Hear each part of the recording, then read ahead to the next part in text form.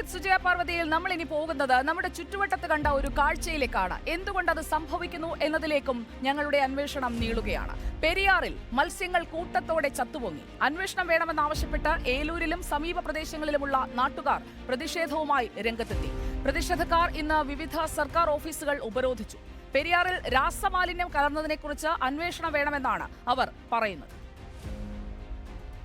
പെരിയാറിൽ ഇന്നലെ രാത്രി ഉണ്ടായ മത്സ്യങ്ങളുടെ കൂട്ടക്കുരുതിയിൽ അന്വേഷണം ആവശ്യപ്പെട്ട് പെരിയാറിന്റെ തീരങ്ങളിൽ രാവിലെ മുതൽ നാട്ടുകാർ പ്രതിഷേധം നടത്തുകയാണ്.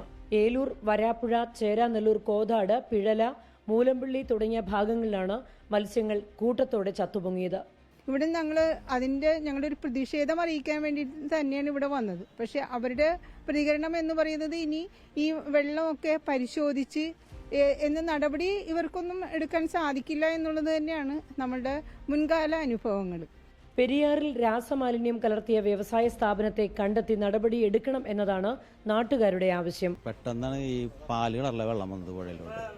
8:30 മണിക്ക് വന്ന് 2 മണിക്കൂറിനുള്ളിലുള്ള മീനുകളൊക്കെ ചത്ത്. എന്ന് വെച്ചാൽ അത്ര പവറിലാണ് ഈ വിഷവെള്ളം വന്നാക്കണത്. പൊന്തി വന്നാക്കണ മീനുകളാണ് ഇപ്പൊ കൊണ്ടുവന്നാക്കണത്. ഇതിപ്പോ ഇന്നലെ കിട്ടിയത്.